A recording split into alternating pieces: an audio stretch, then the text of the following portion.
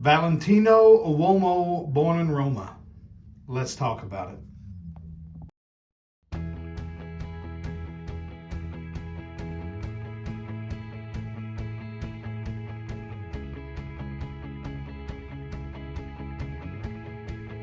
Hey friends, John here from Proverbs 27:9 Fragrances. Today we're going to be doing our full review of Valentino Uomo, born in Roma. So if you would go ahead and hit that subscribe button if you haven't already. Make sure you've got the like button smashed and the notification bell turned on. That way you're notified every time we upload this sweet smelling fragrance related content.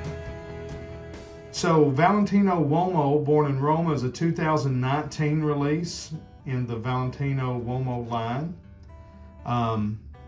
And what we're going to do today is do a full breakdown of the fragrance. I've got the dry down on my right hand, about an hour and a half in, and we'll get fresh sprays of the top notes and give you our full thoughts on it. All right, so first we'll look at the presentation. Comes in this beautiful box here that all the Valentino Uomo fragrances come in. It has those spikes textured into it. You can feel them as you touch it. Got the smooth rectangle here with the Valentino Uomo. It's in a pink script, born in Roma down here. It's an eau de toilette concentration. I've got the 50 ml 1.7 fluid ounce size. Nothing on the sides. You've got all your ingredients and product information, barcode. On the back, you've got some more information on the bottom, as well as the batch code 38W501J stamped into the bottom. And then again, nothing on the sides or the top other than those spikes. When we open it up here, enter your unique code on Valentino Beauty, and so you can register your product there. Got the secondary cover up, and then our bottle. So nice presentation for a designer. Again, I'm not too hard on the designers. They're making a great product and trying to sell it at a reasonable price. I particularly do like the Valentino Uomo bottles. A lot of people do not like them and think that they're tacky. And I can see that, but there's just something about them that I like. It is a kind of a classic bottle style, but they kind of, upgraded theirs with these spikes.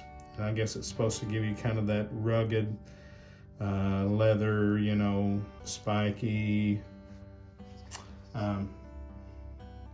look to it. The bottle here has a piece of, I guess, Valentino leather,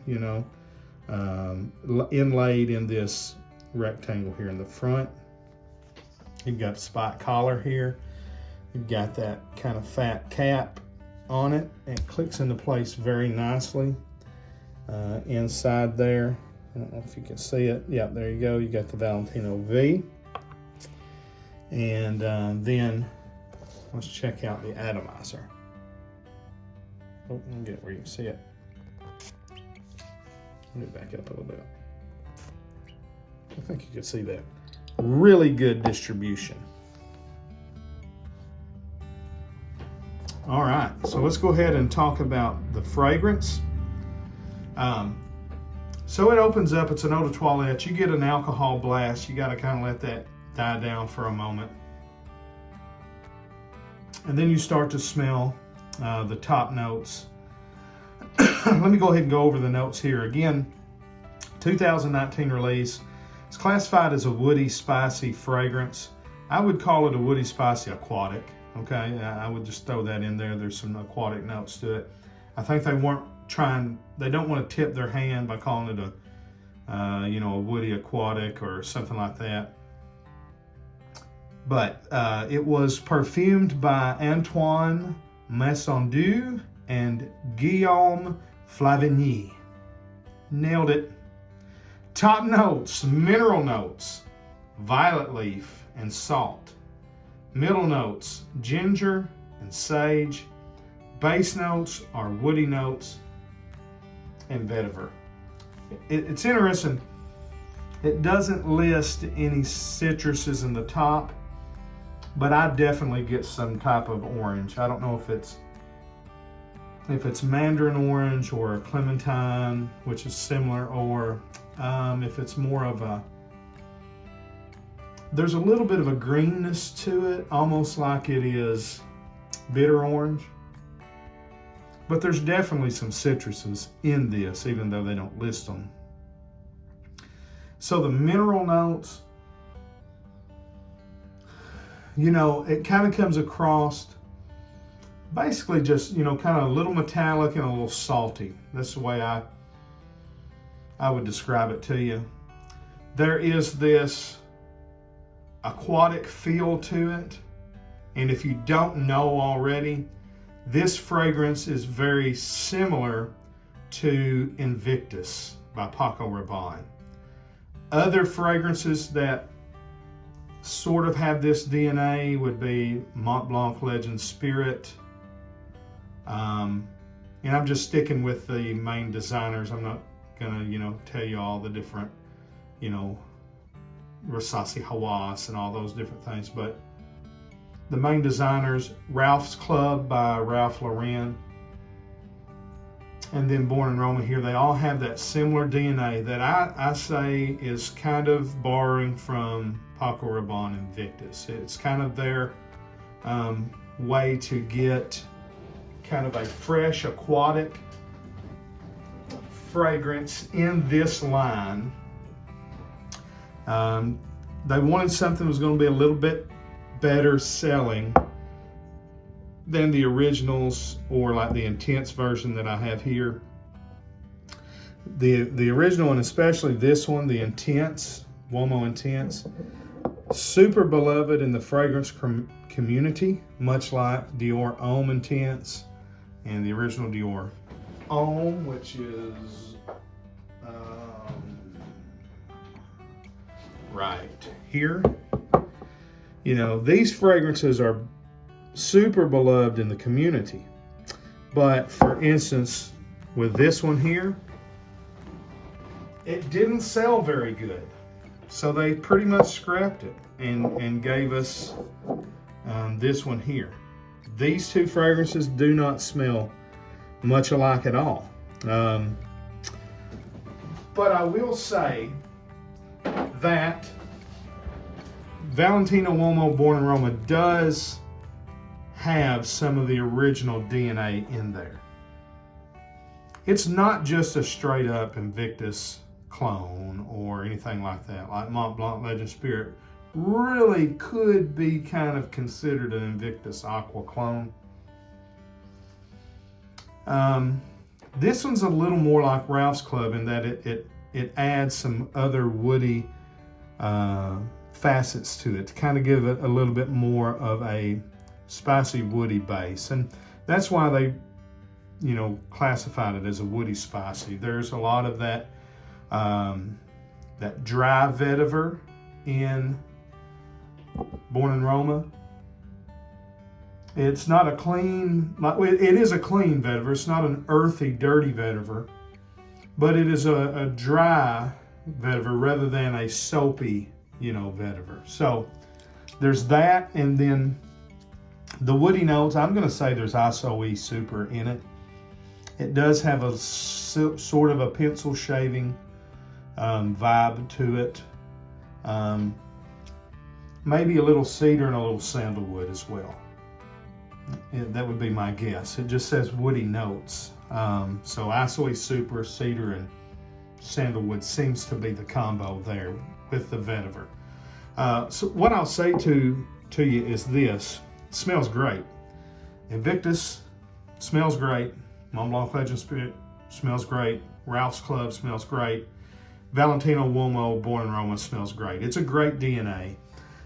So, like if we was to put Invictus on this side and Ralph's Club on this side, as this being the more fresh, citrusy, aquatic, this being the more dry, woody, grown-up version, I would put Mont Blanc Legend Spirit like here and Valentino Uomo Intense here. So, it's not quite as woody and earthy and everything as Ralph's Club, but it's a little more beefy than Mont Blanc Legend Spirit and a lot more beefy than Invictus. There's a little bit of that powdery nature, especially as it dries down and you lose the citruses that are not mentioned in the notes. The violet leaf starts to come out and is a little more prominent, giving it just a tinge of a there's not really a gasoline vibe, a petrol vibe like in Fahrenheit or anything like that, but there's just something a little masculine, a little, puts a little bit of oomph in it, and I think it's from that violet leaf. The ginger and the sage, I would say that they're there in subtle ways, kind of as window dressing. They're not there to stick out. They're there to just kind of pop the main things, and that is the wood notes and the vetiver, as well as the salty kind of aquatic mineral notes. It's fresh, it's clean, it's familiar. If you can pick it up at a good price, it's a great buy. If you want something a little more classy than Invictus, a little more classy. To me, this is the classiest out of the bunch.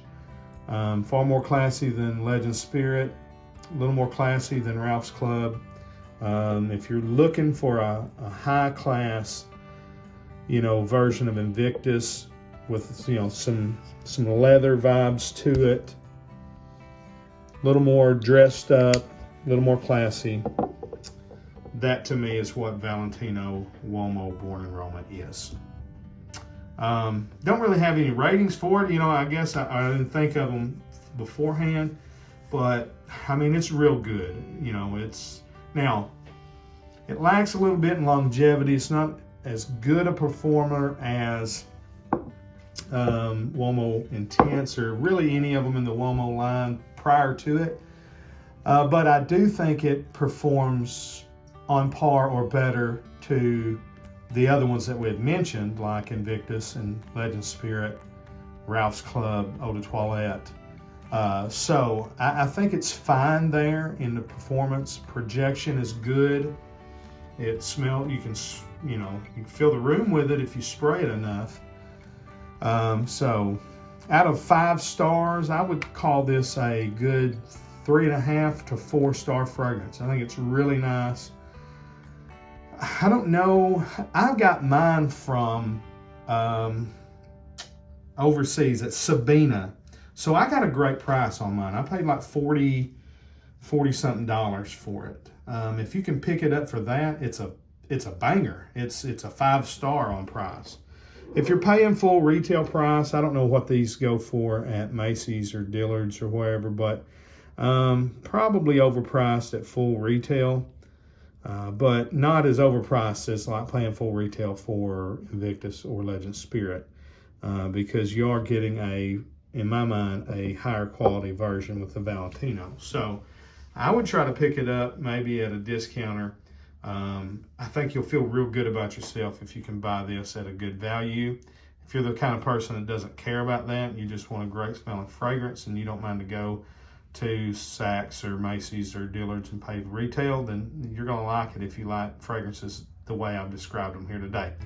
All right, let me know what you think about it. Like and subscribe to the channel, do all those things. And